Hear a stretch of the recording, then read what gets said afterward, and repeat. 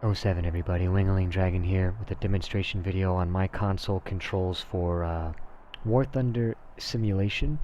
I'm using an Xbox controller, but these will work equally well on a PlayStation controller. The configuration file for the Xbox version will be in my Discord stickied for you guys to just import as you desire. However, I'll also have a setup video that will extensively talk about how to set up each individual binding so that you guys can follow along and transcribe it over to a PlayStation controller or just get a deeper understanding of it. Links to the configuration file will be in the Discord and or in the description to the Discord. Then there's the side note that this is all set up mostly for World War II aircraft. I mostly fly World War II aircraft and therefore haven't really set up any like missile launches or radar locks and things of that nature. But anyway, without further ado, in order to start our engines, we're going to hold the left trigger and right trigger and then push in the left stick and the right stick together. And that will enable the engine. And then we can go into the cockpit view by toggling our view with the Y key. And you'll notice when we go into the cockpit view, it's going to zoom out slowly. That's actually being done by a negative 50% corrective value applied to this right thumb axis. So even when the thumb axis is centered up, it will zoom out all the way. And that's really handy for getting a maximum field of view to help you kind of keep track of that battle space as you're trying to track all your enemies. Now, if you do need to zoom in for whatever reason, in order to get some detail at a distance, you can toggle your zoom with the X key here. Now, the right stick will also control your view so that you can look around in all directions on the X and Y axis without having to press any other combination of button. The right stick will also, when pushed in, raise your head level to the maximum height so that you could see up and over your nose for deflection shooting. The right stick also does your throttle, but only when you enable the throttle axis. To do that, you hold the left stick in, and you'll see that undoes the zoom, and when you let go of the left stick, it will return back automatically. But you hold the left stick in, and then you can roll the right stick forward or backwards in order to increase or decrease your throttle. And then once you let go of the left stick, it'll keep the value of whatever you had selected, and your view controls will be back. We can correct for this adverse yaw by using the right and left triggers in order to steer with the rudders and the left and right brakes. The right rudder is the right trigger, the left rudder is on the left trigger, and then the left brake is with the left rudder and the right brake is with the right rudder. In order to get the gear up, we're going to hold the left and right trigger, and then the X and A key pressed together will bring the gear up, and then you can just tap X one more time in order to zoom out. If you need to use your flaps, you can just toggle flaps with the A key. If you are on the ground, you'll toggle between takeoff flaps and raised. If you're in the air with your gear down, you'll toggle between landing flaps and raised. And if you're in the air with your gear up, you'll toggle between combat and raised. The trim is controlled with the with the directional pad on the left side here. So if you need some elevator trim, you can use the up and down arrow keys.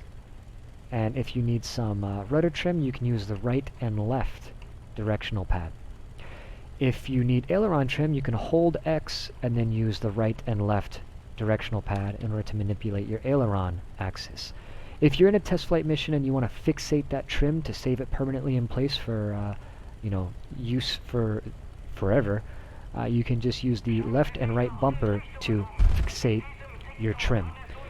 You heard my guns fire because the right bumper is also my main gun, and the left bumper is my rockets. In order to dump bombs, we're going to hold X and press down on the D-pad, and holding X and pressing up on the D-pad would open my bomb bay doors.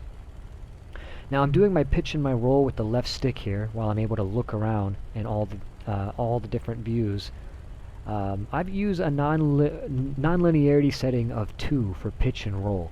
And I find that works pretty good for me, but everybody has different levels of dexterity, and I really encourage you guys to dive into those menus and check out all the different non-linearity options, and then find the one that feels best for you, because everybody's a little bit different on that one, and what works for me might not necessarily work for you.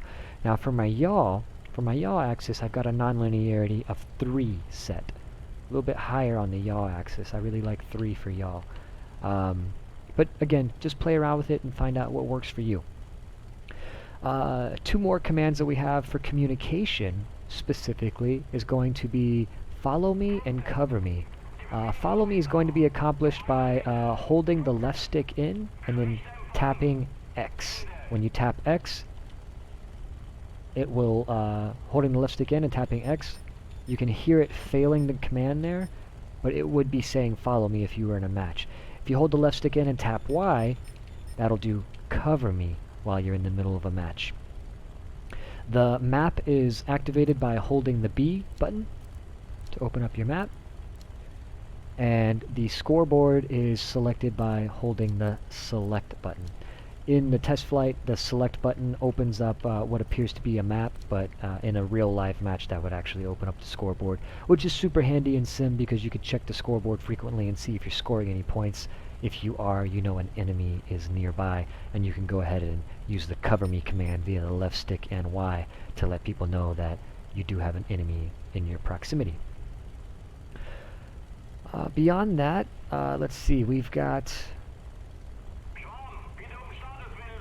left and right stick. If you push the left and right stick in together, that'll open up your multifunction menu, and then close it as well, so that you can do some more advanced commands like cockpit controls, engine controls, and mechanization. The rudder is cumulative, and so if you actually hold the full right trigger, you'll get full right rudder, but if you start introducing some left trigger, it'll actually start reducing that right rudder input. Same thing vice versa. So they actually would cancel each other out if you hold the left trigger and the right trigger together, which is why it's so handy to have those set up as like multifunction keys, like starting the engines and stuff like that, because or raising the gear, because if you hold both of them together at the same time, you're not going to get any rudder steering whatsoever.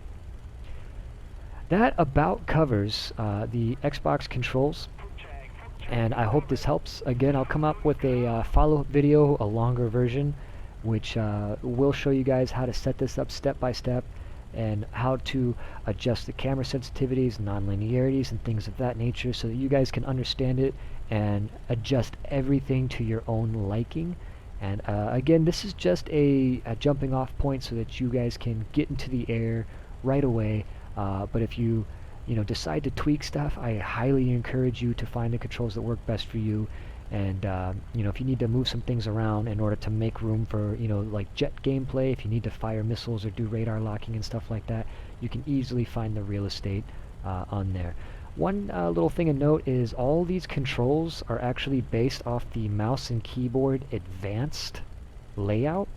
So if you do have a mouse and keyboard plugged in and you load these configuration files, you should still have very familiar arcade realistic mouse and keyboard controls. So if you want to hop into a tank or something like that, you could just start using WASD right away, and all the buttons should be the same for you as far as like the default controls. I did put some manual engine controls on the numpad. That's where I use mine normally, but I won't cover those in this video. Just know that they are there if you need them.